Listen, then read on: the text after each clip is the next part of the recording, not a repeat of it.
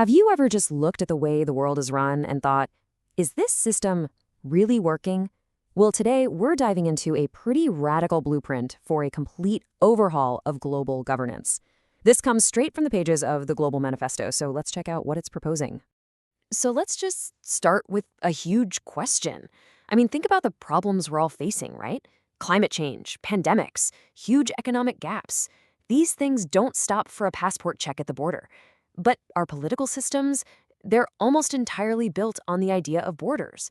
You have to wonder, is there a massive disconnect here? Yeah, the source material we're looking at, it does not pull any punches. This quote gets right to the heart of it. Everything in our lives, our economies, the environment, even our health, it's all one giant interconnected web. But our political power, it's all chopped up into little nation-sized pieces. And the manifesto argues that this fragmentation is exactly what's holding us back. Okay, so if the current system is struggling, what's the alternative? Well, this manifesto doesn't just point out the problems, it actually proposes a whole new blueprint, and it's all centered around one really powerful and innovative core idea. And here it is. It's called Global Solutions Networks, or GSNs for short. Now, the most important word here is blend. This is not about creating some giant one-world government. Nope. Instead, it's about these flexible networks that bring everybody to the table. We're talking governments, businesses, local groups, you name it, to solve one specific problem. It's all about combining that high-level strategy with real grassroots action. So, how do you make these networks actually, work?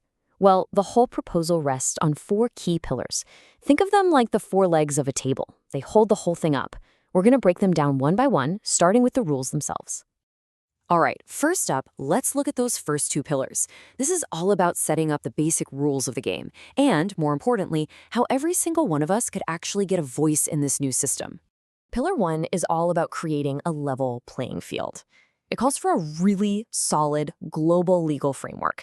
Imagine a world where a huge corporation can't just pick up and move to another country to get away with polluting, or where your fundamental human rights are protected by the exact same standard no matter what country you're in. The goal here is consistency. It's accountability that actually crosses borders. And the cool thing is, this isn't about starting from zero. The proposal says we can build on what we already have. Benchmarks we're all familiar with, like the Universal Declaration of Human Rights or the Paris Agreement. The idea is to take these foundations and just make them stronger, more connected, more powerful. And this leads us right into Pillar 2, which honestly is where this whole vision gets really transformative. See, it's not just about governments and big companies making all the calls.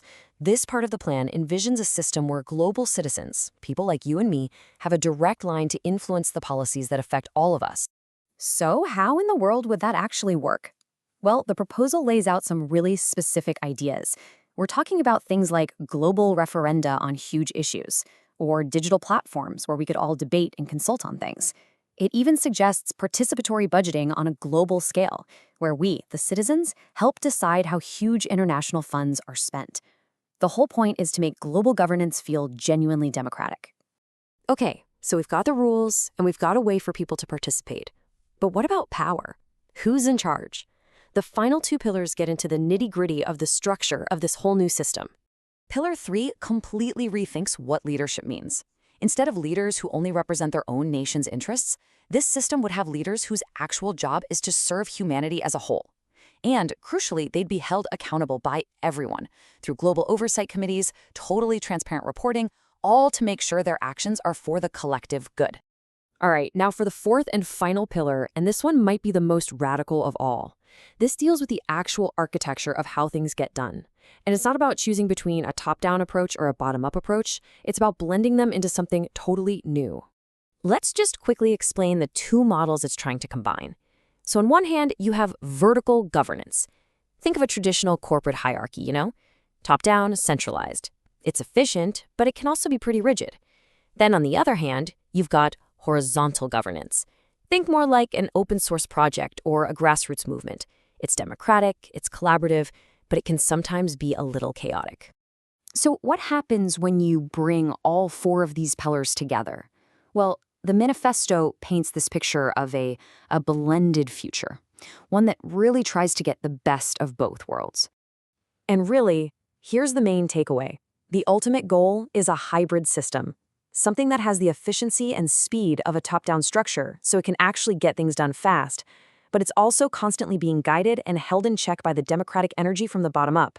It's a proposed balance between order and freedom, but on a global scale.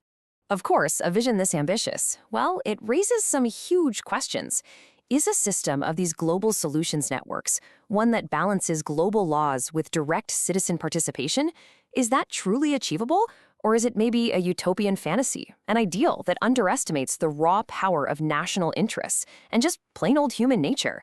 The manifesto lays out the blueprint, but whether we can or even should try to build it, well, that remains the ultimate question.